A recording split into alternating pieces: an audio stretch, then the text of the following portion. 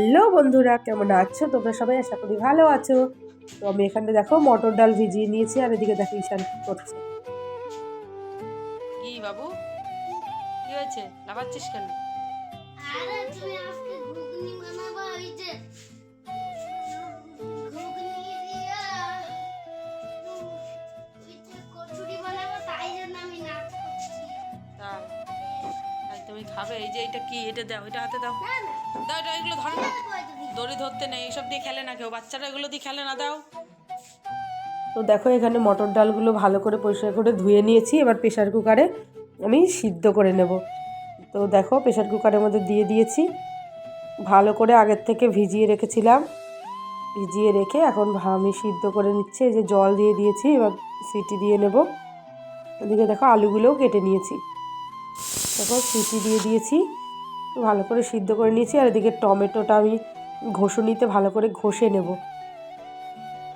পুরো একটা গোটা টমেটো দিয়েছি মিডিয়াম সাইজের, আর একটা পেঁয়াজ দিয়েছি। দেখো পেঁয়াজটাও না আমি ঘষুনির সাহায্যে ভালো করে ঘষে নেব।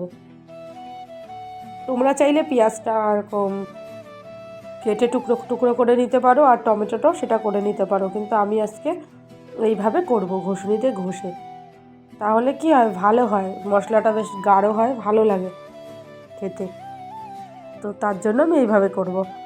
এবার আমি দেখো আলুগুলো ভালো করে ধুয়ে ঝুড়িতে রেখে দিয়েছি জল ঝরানোর জন্য। এদিকে কড়াইটা আমি গরম করতে দিয়ে দিয়েছি, কড়াইতে তেল দিয়ে দেব। আর এখানে আদা রসুন নিয়ে নিয়েছি। আর তোমরা তো সবাই জানো ঘুগনিতে কী কী লাগে। তো এবার আমি আলুগুলো একটু তেলের মধ্যে টুকরো টুকরো করে কেটে নিয়েছিলাম। এবার একটু ভেজে নেব সামান্য একটু লবণ দিয়ে,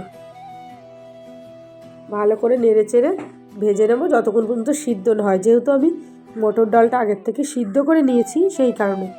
আর আলুটা তাই ভালো করে ভেজে নেব যতক্ষণ পর্যন্ত সিদ্ধ না হয়। আর জানো তো বন্ধুরা, আমার প্রচণ্ড ঠান্ডা লেগেছে, তো কথা ভালো করে বলতে পারছি না, কিন্তু তোমাদের সাথে অনেক দিন হয়েছে ভিডিও শেয়ার করি না, তো সেই কারণে আমি এই ভিডিওটা আজকে তোমাদের সাথে শেয়ার করছি। যদি ভালো লাগে তাহলে অবশ্যই একটা লাইক করো, কমেন্ট করো, শেয়ার করো, আর সাবস্ক্রাইব করে আমার পাশে থেকো। আর তোমরা যদি সাপোর্ট না করো তাহলে কি করে বলো আমরা সামনের দিকে এগিয়ে যাব? আর তোমরা ভালো ভালো লাইক কমেন্ট করবে, তাহলেই না আমাদের ভিডিও করার এনার্জিটা আরও বেড়ে যাবে। তো এদিকে আমি তেলের মধ্যে আমি একটা লঙ্কা ফোড়নে দিয়ে দিয়েছি, আর আলু ভাজাটাও আমি তুলে নিয়েছি। এবার আমি সাদা জিরে দিয়ে দিলাম। আর তোমরা যারা পারো তারা তো জানো কিভাবে করতে হয়, তবুও যদি দেখতে ভালো লাগে তাহলে অবশ্যই দেখো। আর যারা জানো না তারা এইভাবে করতে পারো। এবার আমি পেঁয়াজটা যে ঘষুনিতে ঘষে রেখেছিলাম সেটাও দিয়ে দিলাম। তো পেঁয়াজটাও ভালো করে ভেজে নিতে হবে যতক্ষণ পর্যন্ত না পেঁয়াজের মধ্যে কাঁচা গন্ধ থাকে। তো ভালো করে ভেজে নিয়ে আমি বাকি মশলাগুলো দিয়ে দেবো।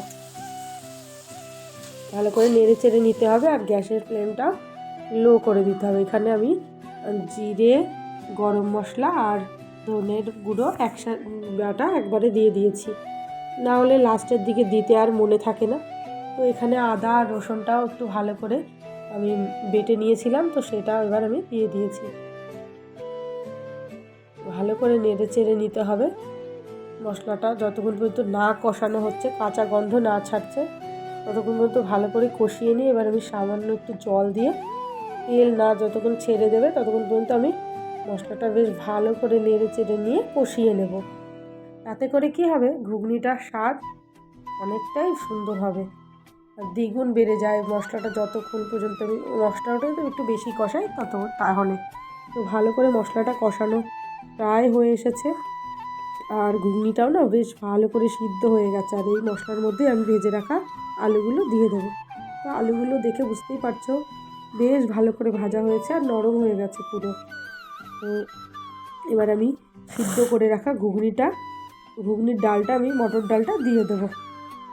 এবার মটর ডালটা দিয়ে ভালো করে সমস্ত মশলা আর আলুর সাথে ভালো করে নেড়ে চেড়ে খুন্তির সাহায্যে ভালো করে নেড়ে চেড়ে নিয়ে ভালো করে মিশিয়ে আবারও কষিয়ে নেব। আর যেই মটর ডালটা সিদ্ধ করেছিলাম যেই জলটা দিয়ে, ওই জলটা ফেলে দেইনি, যেহেতু ওটা গরম জল আর ডালেরই জল, তো সেই জলটাই আমি ঘুগনির মধ্যে ব্যবহার করব। আর তোমরা চাইলে নাও দিতে পারো, তো আমার কাছে মনে হলো ওই জলটা দিলেই বেশি টেস্ট হবে ঘুগনিতে, তো সেই কারণে আমি দিয়েছি। আর অনেকেই দেয় না ওই জলটা, অন্য অন্য গরম জল ভালো করে আর কি জলটা আবার গরম করে দেয়। তো আমি এই জলটাই ব্যবহার করেছি। তো তোমরা দেখতে থাকো ভিডিওটা, আশা করি তোমাদের ভীষণ ভালো লাগবে।